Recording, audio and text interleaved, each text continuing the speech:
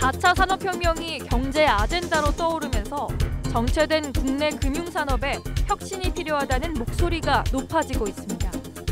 특히 은행산업 과점 문제를 해결해 침체된 은행산업을 살리고 금융감독 규정 및 법제를 정비해야 한다는 공감대가 형성되고 있는데요.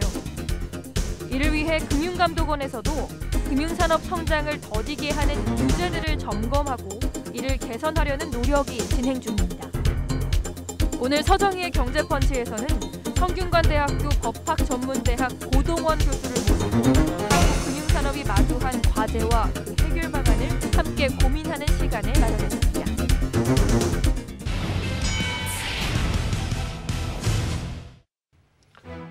안녕하세요. 서정희의 경제펀치 서정희입니다. 한국 경제의 오늘과 내일을 고민하고 통쾌한 한방으로 문제점까지 짚어보는 경제펀치. 오늘은 또 각별한 분 한 분 모셨습니다. 금융 쪽 우리 학자신데 법학 학자세요. 우리 그 성균관대학교 법학전문대학원의 우리 고동원 교수님 모셨습니다. 안녕하세요. 반갑습니다. 네. 과거 자주 뵀었는데 최근에 좀 뜸했습니다. 그런 것 같아요. 네. 반갑습니다. 너무 바쁘셨던 것 같습니다. 그런 면도 있고. 오늘 자주 뵙도록 하겠습니다. 네, 오늘 왜 이렇게 그동안 바쁘셨는지 제가 한번 알겠습니다. 최근에 활동을 한번 좀 점검해 보겠습니다. 우리 고 교수님을 놓고 이게 진보 진영의 학자다. 특히 이제 법학 쪽에 이제 금융 쪽에 이제 그 자문을 해주는 학자다. 진보 진영의 그런 쪽 도움을 주고 계신다. 맞습니까? 저는 그렇게 생각은 안 하는데요. 아마 이제 그런 평가가 있던 이유는 제가 학자적인 소신을 갖고 얘기했던 내용들이 아마 좀 더 개혁적인 얘기들이 많아서 그런 평가가 있었지 않나. 그러니까 개혁적이라고 불리고 싶지 진보 진영이라고 불리고 싶지는 않다? 그렇죠. 그렇죠. 저는 개인적으로 그렇게 개혁적 진영이다. 불리고 싶습니까? 그러니까 다시 얘기해서 현재 이제 금융산업이라든지 금융제도에서 여러 문제점들이 있기 때문에 그런 거를 이제 다시 고치기 위해서는 뭔가 새로운 목소리를 내야 되고 새로운 변화가 필요한데 이제 그런 목소리를 자주 소신 있게 내다 보니까 그런 얘기가 들리지 않나 생각이 됩니다. 아무튼 그동안에 바쁘셨던 가장 큰 이유 중에 하나는 아마 이거였을 것 같아요.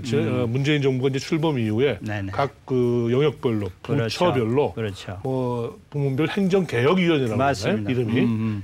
그러니까 우리 금융위기 같은 경우는 금융행정개혁위원회인가요? 금융행정혁신위원회라고 돼 있었죠. 그쪽을 이제 출범시켜서 기존에 이제 좀 뜯어 고쳐야 될 것들을 한번 열거도 하고 그럼 어떻게 뜯어 고치면 되겠느냐 이제 이런 거를 몇 달 동안 이렇게 논의를 하신 거죠. 그렇죠. 활동 기간이 어느 정도 되시죠? 한 4개월 정도 됐었죠. 작년 말까지. 그 8월 말에서 시작해서 12월 초 중순까지 했기 때문에 대략 그렇게 될 것 같습니다. 그래서 어떻게 보면 기존에 각 부처별로 업무를 해오던 관료들 입장에서는 굉장히 아마 부담스럽고 힘들어했었다고도 얘기를 들었습니다. 맞습니다. 지금 돌아보면은 가장 기억에 좀 내세울 만한 지금 성과라고 그럴까요? 어떤 걸 내세우고 있습니까? 아무래도 이건희 차명 계좌에 대한 과징금 부과가 제일 큰 게 아니냐 그런 생각이 듭니다. 이제 왜냐하면 그게 굉장히 논란이 됐던 사건이었거든요. 그러니까 이제 금융실명제가 1993년 실시가 됐는데. 그 실시되기 전에 이 차명 계좌로 돼 있던 그런 이제 재산에 대해서 이게 이제 과징금을 부과할 것인가라고 하는 그런 문제였는데 이게 이제 법적인 좀 쟁점도 있고 특히 이제 금융위원회 입장하고 이 금융행정혁신위원회 입장이 다르면서 이제 쟁점이 많이 됐었는데 결국은 이제 금융행정혁신위원회 이제 의견대로 과징금 부과 결정이 됐죠. 이제 왜냐하면 나중에 이제 법제처에서 이제 6번 해석을 내려서 금융행정혁신위원회 의견이 맞다 이렇게 손을 들어줘서 아마 지금 과징금 부과 절차가 진행이 되고 있는 걸로 제가 알고 있습니다. 그런 얘기가 나왔던 건 기억을 하는데 또 좀 많이 잊혀지고 있어요. 그럴 수도 있죠. 부과가 되나요? 그럴 것 같습니다. 이제 규모가 어느 정도 되나요? 아마 나와봐야 알겠지만. 그렇죠. 저도 정확히는 모르겠는데 조 단위가 되지 않을까 이런 예상도 하고 있는 것 같아요. 상당히 큰 규모가 되겠군요. 그럴 수도 있겠죠. 아무튼 지금 말씀 주신 그거는 분명히 큰 뉴스로 기억이 되고요. 지금 이 정부가 출범한 지 벌써 이제 1년이 넘지 않았습니까? 그런데 금융 쪽만 보더라도 그동안에 뭐 소득주도 성장이니 일자리니 여러 가지 이제 지금 찬반이 많이 지금 논쟁이 일고 있습니다. 금융 쪽은 어떻게 봐야 됩니까? 1년 동안 뭐 성과가 있었습니까? 뭐 어떻게 됐습니까? 그래요. 뭐 사실은 성과가 없다는 평가도 많고 그러긴 한데요. 네. 사실 금융이라고 하는 것이 그렇게 단시일 내에 뭔가 이제 이루어지고 하는 그런 분야는 아니거든요. 그러겠죠. 예, 조금씩 이루어지고 있는데. 저는 이제 지금 이제 이 현 정부가 하고 있는 금융 정책이라는 걸 결국 금융위원회에서 나오게 되는데 뭐 나름대로 방향은 잘 잡고 있지 않나 생각은 듭니다. 어떤 부분에서 예를 들어 지금 이제 현 정부가 이제 제일 중점을 두는 거는 이제 생산적 금융하고 이제 포용적 금융이라고 하는 이제 두 가지인데 생산적 금융 말 그대로 이제 이 자금이 필요한 곳에 잘 들어갈 수 있도록 금융 제도를 만들겠다고 하는 그런 얘기고 포용적 금융은 이제 우리 서민금융이라고 해서 이제 저신용자라든지 이게 금융이 필요한 이제 이 취약계층에게 자금 공급을 이제 하는 걸 얘기를 하는데 뭐 예를 들어서 사회적 금융이라고 그런 새로운 개념을 갖고 와서 이걸 이제 시도하려고 하는 거는 굉장히 좋은 평가를 할 수 있지 않나 이제 그런 이제 생각이 들고요. 다만 이 금융이라고 하는 게 사실은 제가 보기에는 이제 근본적인 그 개혁이 필요한 분야라고 생각이 되거든요. 네. 사실 아까 말씀드린 것처럼 이제 금융행정 혁신의 활동도 물론 어느 정도 성과가 있었습니다만은 그 범위가 제한돼 있었거든요. 네. 예. 근데 이제 우리 그 금융의 이제 제일 큰 문제는 제가 보면 이제 그 금융감독 그 체계의 이 비정상화가 제일 큰 문제가 아닌가. 금융위원회라고 하는 이제 이 정부 조직하고 금감원이라고 하는 이제 민간 조직이 서로 감독 기능이 나눠지면서 두 기관이 서로 이렇게 잘 협조가 안 이루어지면서 가끔 이제 불협화음이 생기면서 발생하는 이제 여러 가지 그런 문제들. 또 사실 정책 기능은 우리가 그 감독 기능하고 분리가 돼야 되는데 금융위가 이제 두 개의 정책 기능을 다 갖고 있으면서 발생하는 여러 가지 그 충돌의 문제 뭐 이런 것들이 사실은 제일 근본적인 이 개혁의 필요성이 있는 분야인데 이제 그런 게 이제 아직은 우리가 이제 다루지 못하고 있기 때문에 좀 더 우리가 이 피부에 와닿는 그런 계획이 없지 않나 생각합니다. 중요도에서 충분히 금융 감독 체계라고 하는 거는 대단히 중요한 문제라는 부분은 제가 뭐 120% 공감을 할 수 있을 것 같은데 과연 지금 시점에서 그 부분들을 건드릴 만한 것인지 어떻게 보면은 정부가 새로 출범할 때도 사실은 다루기 부담스럽고 버거웠던 그런 주제 아니겠습니까? 이게 집을 완전히 새로 짓는 건데 과연 지금 우리가 집을 새로 짓고 할 정도로 지금 우리 경제와 우리 금융이 그거를 쪽에 신경을 쓸 여유가 있는 건지 지금이라도 좀 다른 쪽에 더 신경을 써야 되는지 그럴 수도 있겠네요. 어떻게 보일지 뭐 지금 아무튼 지금은 좀 이미 정권 출범해서 1년이 지났습니다. 지금은 타이밍상 좀 안 맞지 않을까요? 저는 조금 생각은 좀 다르고요. 아까 이제 집을 새로 짓는다고 표현을 하셨는데 저는 뭐 새로 짓는 정도는 아닐 것 같고요. 뭐 개축 정도 뭐 이렇게 보면 되지 않을까 싶어요.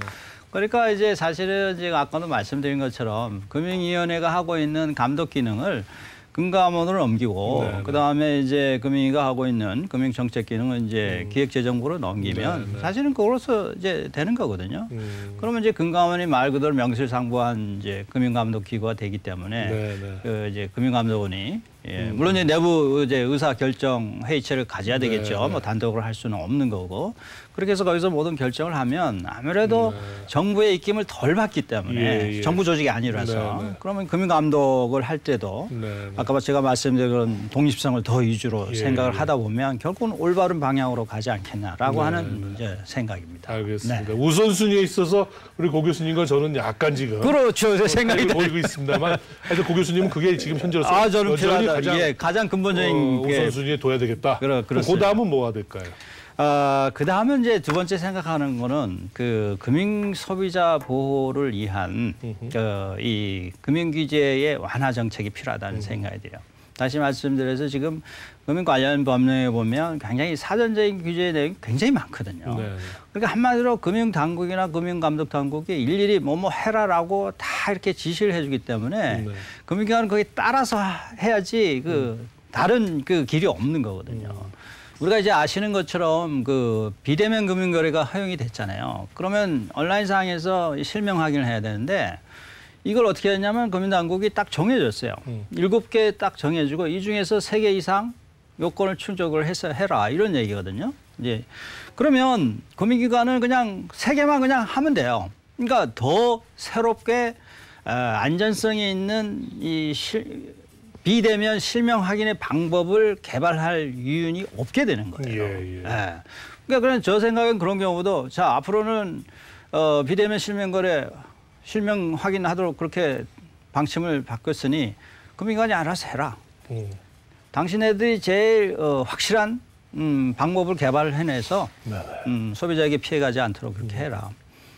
그렇게 하면 될 것 같은데 정식 당국은 그렇게 못하는 이유가 뭐냐 하면 나중에 그렇게 정해서 하지 않고 금융기관이 스스로 알아서 하게 했다가 사고가 나면 경우에 그렇죠.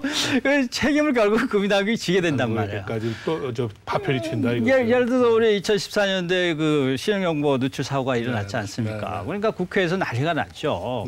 그래갖고 결국은 그 신용정보법의 내용을 아주 강화를 해서 지금은 이제 반대로 이 강화된 이 개인정보 보호 때문에 소위 얘기하는 빅데이터 산업이 활성화되지 못하고 있다는 이제 얘기가 나오지 않습니까? 이제 그러다 보니까 아무튼 금융이 계속 두터운 장막 속에 가려져 있고 뭔가 이게 좀 진취적인 비즈니스를 못하고 있지 않습니까?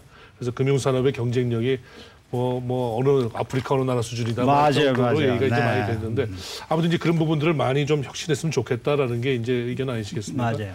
어떻습니까? 금산분리, 은산분리 완화 이 부분에 대해서는 지금 어떤 의견들을 갖고 계신가요? 저는 개인적으로 은산분리는 유지돼야 된다고 생각이 들어요. 이제 은산분리라고 하는 거는 이제 말 그대로 은행과 이 산업자본이 이제 분리라는 얘기인데 은행 산업은 굉장히 특성이 있어요. 다른 산업과 달리. 왜냐하면 고객의 자금을 받고 그 자금으로 그렇습니다. 운용을 하는 데니까 아무래도 대주주인 비금융 회사가 있다 보면 대주주의 영향을 많이 받게 되거든요. 그러다 보면 아무래도 그 대주주에 대한 대출이 일어날 수도 있고 또 이 차명을 위한 대출, 부당 대출 이런 게 일어날 수 있어 결국은 그 대주주인 비금융 기업이 자금에 쪼달릴 때는 은행에 손을 벌릴 수밖에 없는 거예요. 이제 고전적인 은산분리 문제는 그렇다고 한다면 지난 한 1, 2년 동안 계속 논란이 됐던 인터넷 뱅크 있지 않습니까? 그렇죠. 이 부분은 어떻게 보십니까? 거기도 은행이라고 보고 규제를 그렇습니다. 해야 그러니까 되겠습니까? 이게 보는 시각에 따라 이제 다를 수 있지만 저는 개인적으로 인터넷 전문 은행도 은행이다. 은행을 더 강조해야 되지 않는 생각을 갖고 있어요. 물론 인터넷 전문 은행이 그 소위 얘기하는 이제 핀테크 기술을 이제 갖고서 좀 새롭게 혁신하면은 저도 일정 부분 인정을 해요. 그러나 그래도 최종적으로는 은행, 고객의 자금을 갖고 그걸 운용하는 은행이기 때문에 그 은행은 여전히 은산분리라고 하는 그 쟁점에서는 비껴나갈 수 없다. 그런 생각을 저는 개인적으로 합니다. 처음에 이제 우리 이 진보 진영의 학자시다 그랬더니 이제 개혁 진영이라고 나오셨는데 주로 그쪽 진영 분들이 어떻게 보면은 은행의 어떤 그 은산분리 좀 완화하고 이 자율성을 더 주는 것 이쪽에 대해서 굉장히 부담스러웠거든요. 왜 그럴까요? 그래서 왜 그러냐? 사실 공부해 보면 그 느낌이라고 하는 게 느낌이라고보다 어떤 소신이 생기거든요. 이러면 안 된다.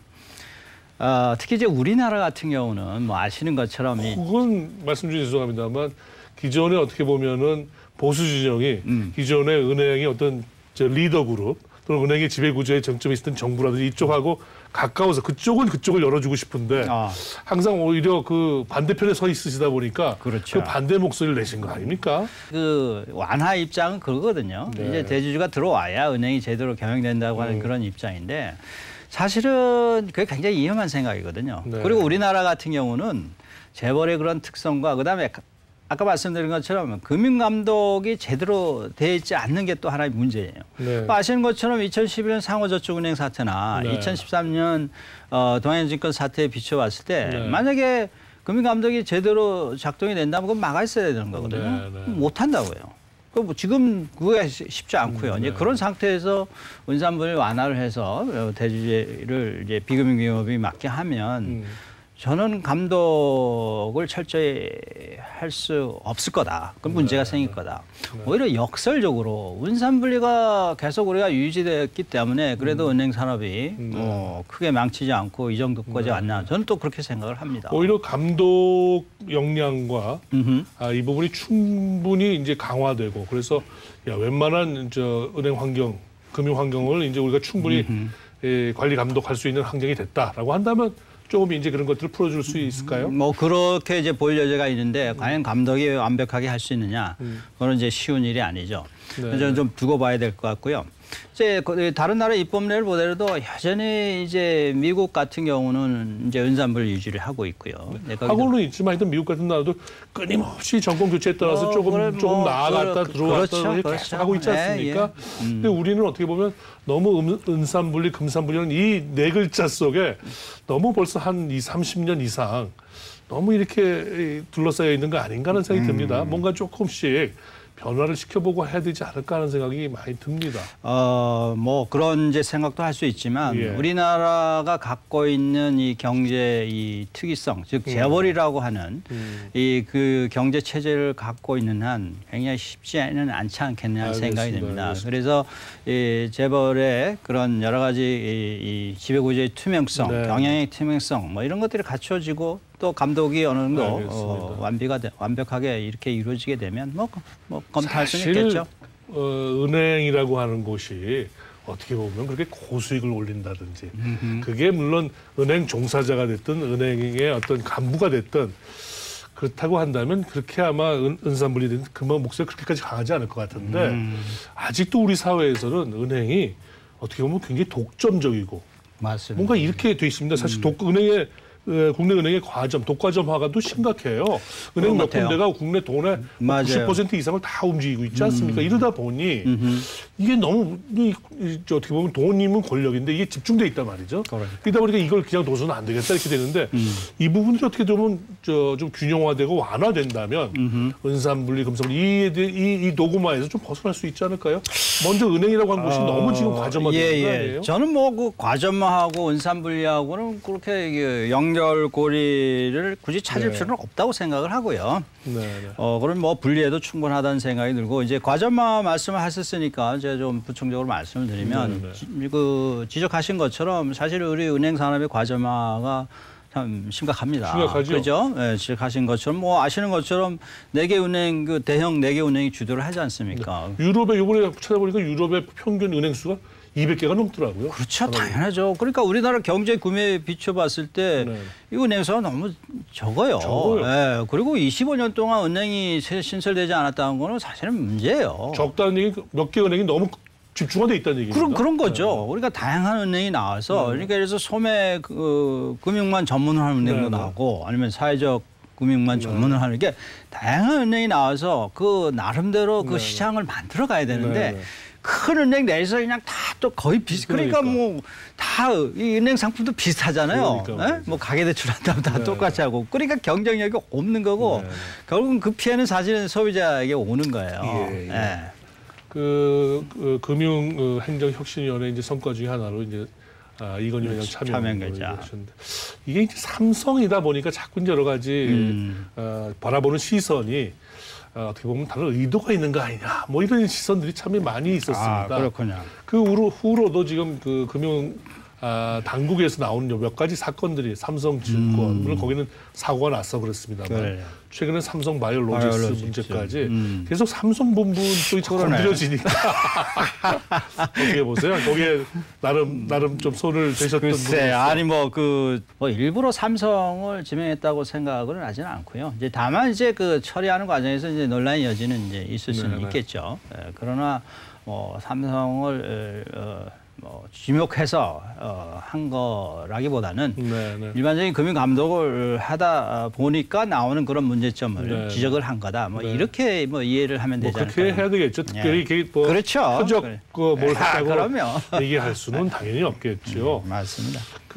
사실 그 삼성 바이오로직스 문제는 보기에 따라서 참 해석이 아주 다양할 수 있겠더라고요. 맞습니다. 그래서 지금 증선위에서 이제 결론을 내릴 시점이 이렇게 얼마 남지 않았으니까 그런 것 같아요. 그 얘기는 뭐 우리 고 교수님과 저하고 사실 이렇게 공개적인 곳에서 얘기하기는 좀 어렵다 치더라도 예. 그동안에 삼성바이오로직스가 문제가 제기가 되고 여기까지 흘러온 과정에서 좀 아쉬운 대목 없습니까? 이렇게 했어야 되나 하는 점이 없을까요? 글쎄요.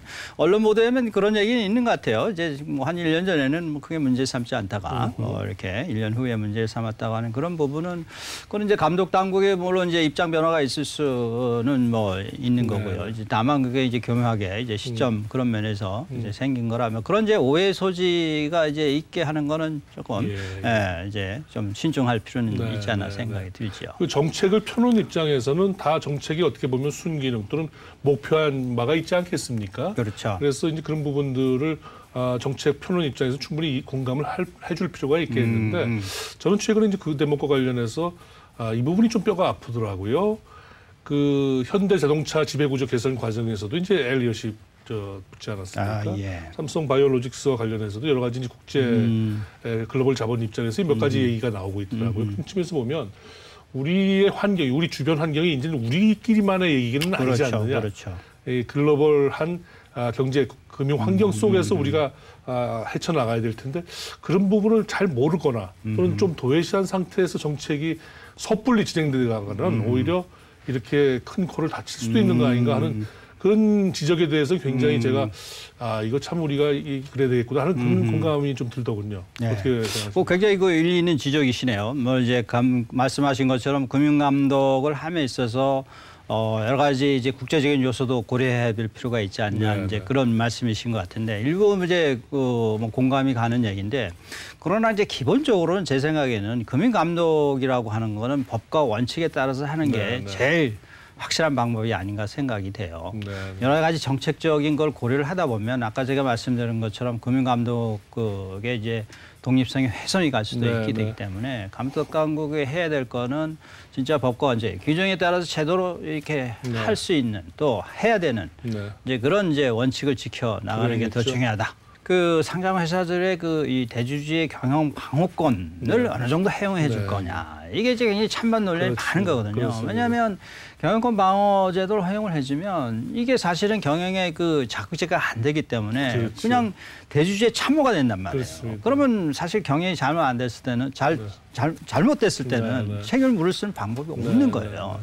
미국이 지금 금리를 올리는 분위기로 이제 이미 돌아선 지 꽤 됐습니다. 급격하게 올리고 있지는 않지만 점점 그 강도와 속도도 빨라질 수 있으리라고 봅니다. 우리한테 어떻게 되고 앞으로 우리는 어떻게 해야 될까요? 미국 금리하고 우리나라 금리가 너무 차이가 있게 되면 이제 이 투자 자금에 이제 빠져나가는 그런 문제도 있기 때문에 신중하게 저희들도 이제 거기에 맞춰서 그렇다고 해서 뭐 갑작스레 우리가 금리를 올리는 건 좀 바람직하지 않고 좀 더 점진적으로 경제 상황을 보면서 결정을 해야 되지 않을까 싶어요. 특히 또 우리 또 지금 뭐 미국 정상회담이 있습니다. 남북 관계도 좀 예민한 또 이 변수를 또 지나고 있었어요. 어떻게 해야 될 것 같습니다. 오늘 말씀 대단히 감사합니다. 아유 감사합니다.